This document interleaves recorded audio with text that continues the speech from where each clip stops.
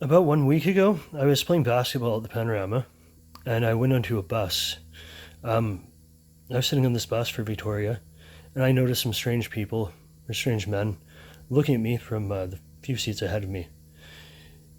I blacked out at that point, complete blackout, and woke up at Royal Jubilee Hospital, strapped to a bed there, and I was basically tortured by staff members after a woman named Darcy Panic had filled their heads with bullshit.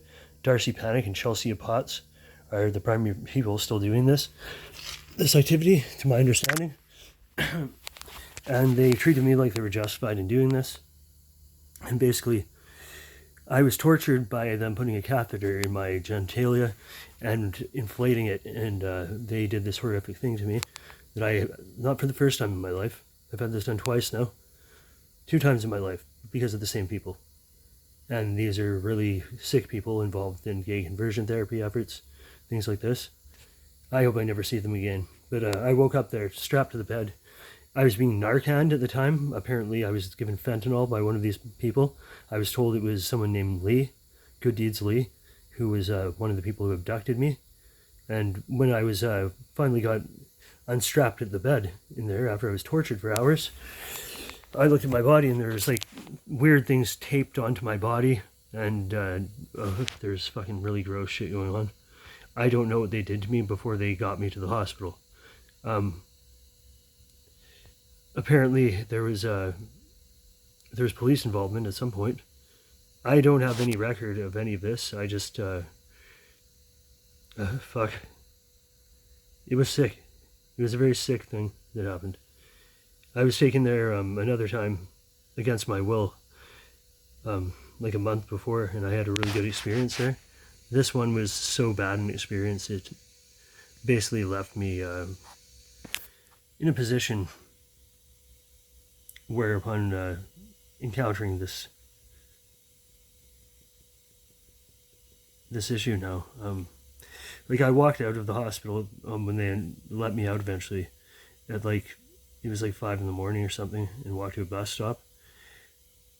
One of them tried to get me to stay there. He tried to detain me, and he wouldn't give me a reason, but wanted me to go back to the bed, and said, "Did you leave all the needles from your IV on the bed or something like that?" And I said, I don't have any of your things. I left an earring there, and it's sick that this was done. I mean, this is about a week or two. It's passed over a week since this happened. I'm just making this video because I haven't done anything with a lawyer or contacted the police, because there's a lot of things going on that basically should be talked about with police, but I was trying to be a better person with some shit and not see people go to jail for whatever they're doing. I don't care now. Because the only people who will go to jail are going to be the most reprehensible people possible, who were like actively just fucking trying to destroy shit. And unfortunately, this is probably going to result in my parents having to be investigated by police, because they basically played a primary role in my being subjected to a gay conversion therapy effort. I hate to do that to them, but to be fair with this and be honest about it, I think it should be mentioned that I've hesitated to do anything through the police from day one of this, basically out of want of protecting them from going to prison or whatever, because they were only indirectly involved. But I mean, at this point, they'll just have to tell the truth, and yeah, I don't know what else to say about it. But I thought it should be noted here that people know who they are that were working at the hospital that day. I don't know how they could consider themselves entitled to torture a person who was strapped to a fucking table and left and disregarded completely in this room, where they were just like treated like a piece of garbage, basically, for having done nothing at all other than waking up drugged in a bed. But I think it's really atrocious, and if I didn't say this and say it publicly, I don't think I'd be able to live with myself very well, because I think someone who'd do that, they'd probably do it to another person in the future, and I'd hate to say that I didn't say anything at all after this shit went on, because it would be as bad as just like playing a role in that next person getting hurt if they didn't face any kind of repercussion or the public acknowledging that they did this horrible thing. I want to also suggest anyone who wants to question the validity of this video, take the audio layer off and go to the UVic phonetics department and have them perform voice stress analysis on this, because it will instantly give you something you can use as a lie detector test, basically. And I mean, you can do that, and I'm pretty sure it's going to show in this video that I'm being honest about everything. But then, even more to the point, if you can find any person contradicting me, most likely those who would be contradicting me vocally, or the loudest, would be the people directly involved in this. I'm sure if you got a sample of them contradicting it at the same time and did the same thing, you probably find they had the exact opposite result. So, anyways, I just thought I'd say this because it was a fucked up situation, and I